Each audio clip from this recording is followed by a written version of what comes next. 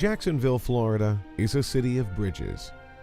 Throughout Jacksonville's history, bridges have transformed the landscape of this once small town and helped shape the state of Florida into a destination for tourists from around the world.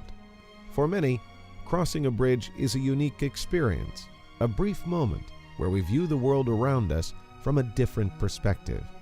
When I really started traveling over the bridges, it really awakened me to how spectacular this landscape was, especially when I saw the river flowing beneath the bridge and looked off in the distance and saw how wide the St. John's was. I felt very fortunate to live in a place like this. For every bridge that reaches across the St. John's River, each has impacted Jacksonville in its own unique way and changed our perception of both our city and our state.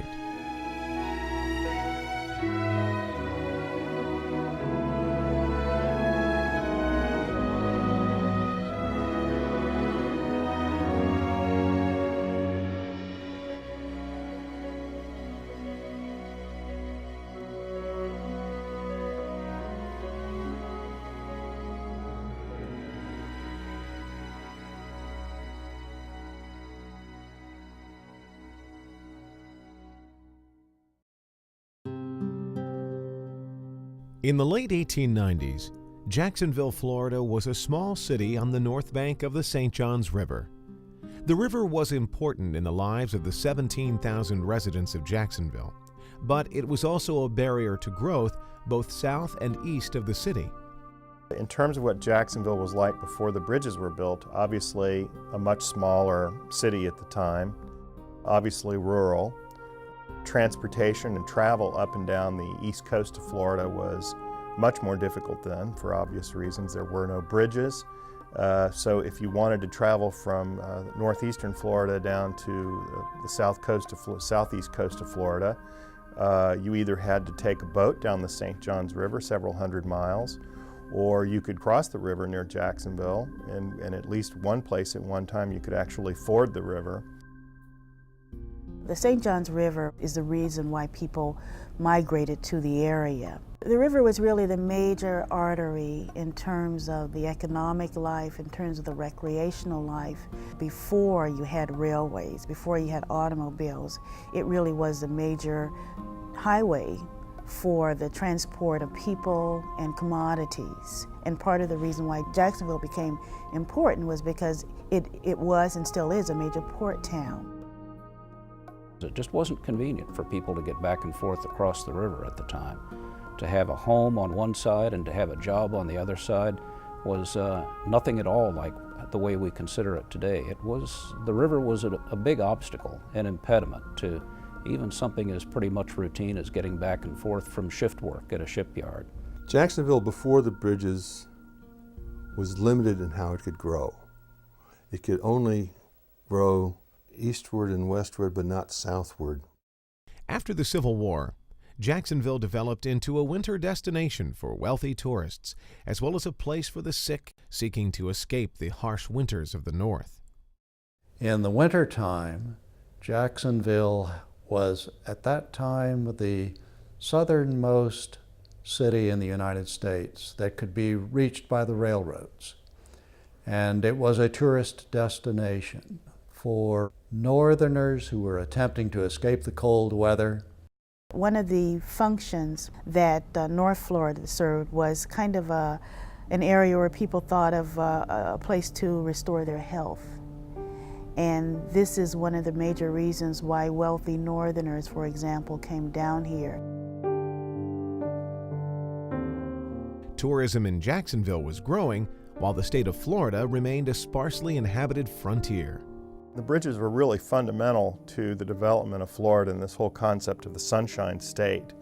But if you go back into the 1800s, for example, I think people probably would have viewed Florida as probably more a part of the American South, a very rural area, an area of primarily farming, and not as a primary tourist destination. Certainly people weren't thinking in the 1850s, I'd like to go to the Sunshine State and sit on the beach in Miami or Fort Lauderdale. In Florida, in this point in time, for lack of transportation and lack of other resources, because the state and the region were poor comparatively speaking, tourism hardly existed. So without really any easy way to communicate with the part of the state that we think of as the tourist destinations, the beaches and the southern peninsula, Florida was really sort of an outlier in the great scheme of travel and tourism in the United States. And of course there were some other natural obstacles to tourism: mosquitoes, the heat.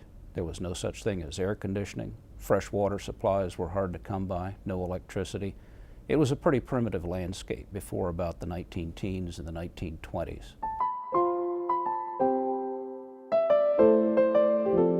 Although there was little reason to cross the river at this time, there was one destination that offered a unique escape to the residents and tourists of Jacksonville: the beaches.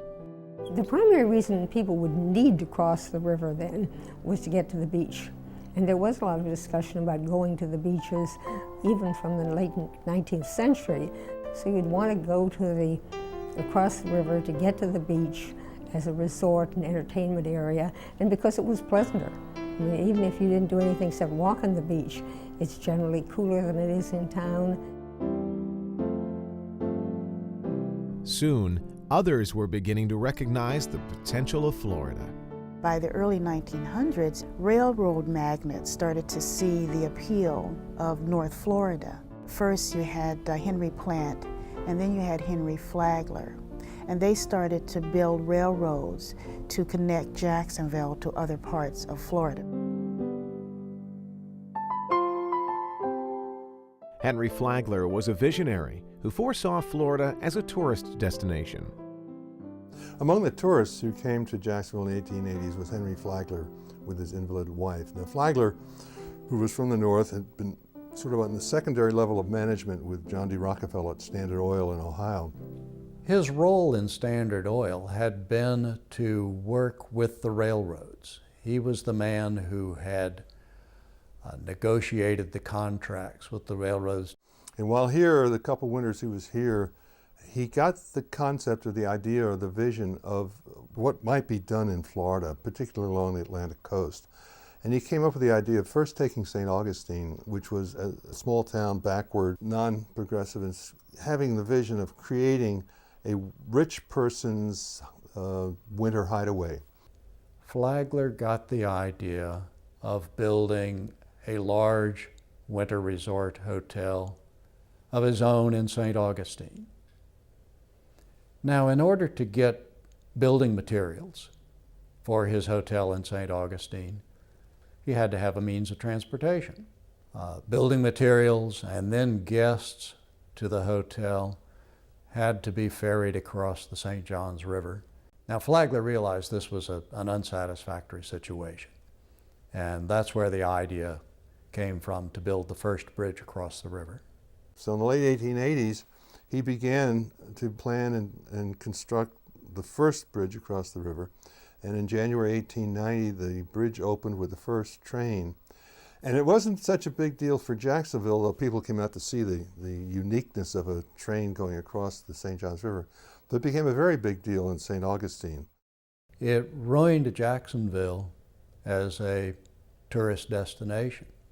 Essentially, the tourists who had been stopping at the St. James and the Everett now took the railroad trains straight through across the bridge to St. Augustine and stayed at Flagler's Hotel Ponce de Leon and Hotel Alcazar.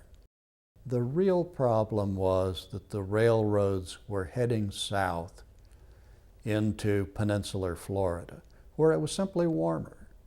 Flagler saw a greater value of moving further south to Palm Beach and later Miami to build the railroad all the way down the coast, what became the Florida East Coast Railroad, as well as the resorts all the way down the coast.